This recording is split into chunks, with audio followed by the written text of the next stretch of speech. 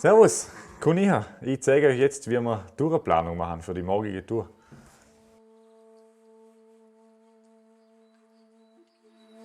Ich glaube, wir schauen uns jetzt mal an, wo wir überhaupt hingehen könnten, oder? Ja. Hast du da in dem Gebiet schon mal was gemacht? Ja, ich bin schon ein bisschen unterwegs gewesen. Vielleicht kann man da auch gehen. Ja, das wäre lässig, da könnte man da unten hier. Und den da ist halt ein bisschen steiler drauf, gell? Da ist noch flach und den da ist ein bisschen steiler.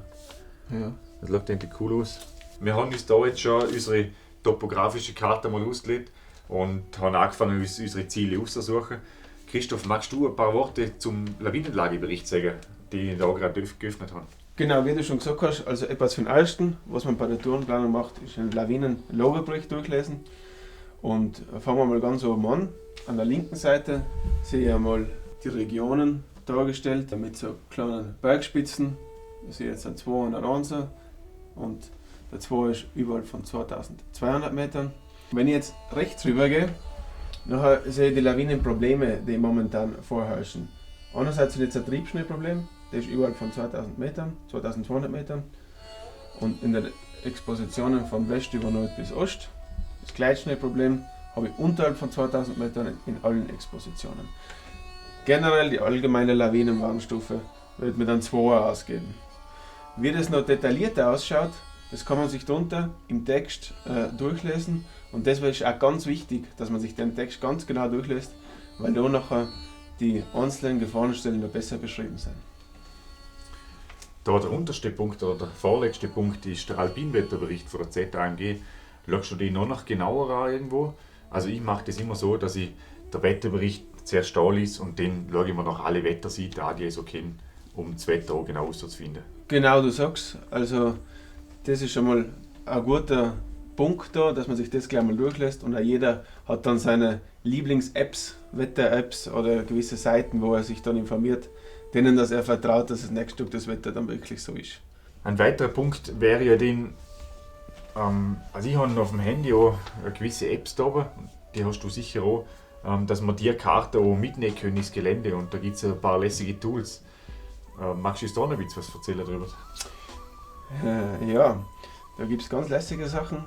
Ein Beispiel ist jetzt da die Karte vom Alpenverein aktiv.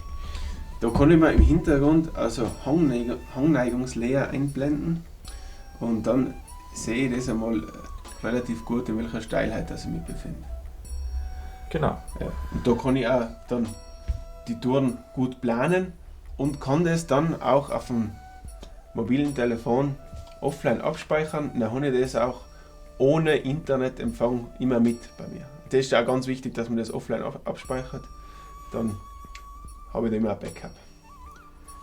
Genau, also wir können uns da auf dem Handy genau die gleiche Sache einblenden lassen, als wie wir jetzt auf dem Computer haben. Da haben wir jetzt das Gebiet und da habe ich genau das gleiche Gebiet und kann mir da schön die Hangneigung einblenden lassen und sage genau, in welchem Bereich ich unterwegs bin. Bin ich noch safe unter 30 Grad und muss ich schon gewisse Vorsichtsmaßnahmen treffen im Bereich von 35 Grad. Je nach Lagebericht kann ich ja bis zu 40 Grad gehen.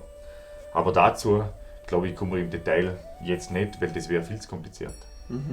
Und wer sich unsicher ist, dann empfehlen wir, sich einen Bergführer zu nehmen und mit denen auf Tour gehen.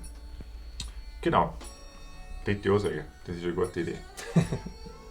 Das ist jetzt ein Überblick über die Tourenplanung und wie man das angeguckt hat.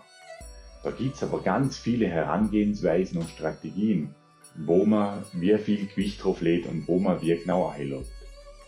Ich empfehle euch, machen einmal einen Kurs beim Bergführer, wo ihr eine schöne Tourenplanung lernen und dann am nächsten Tag eine gemeinsame Skitour machen und auf der Tour gleich die Rückmeldung kriegen, was ist richtig, was ist falsch. So lernt man am meisten. Dabei wünsche ich euch viel Spaß.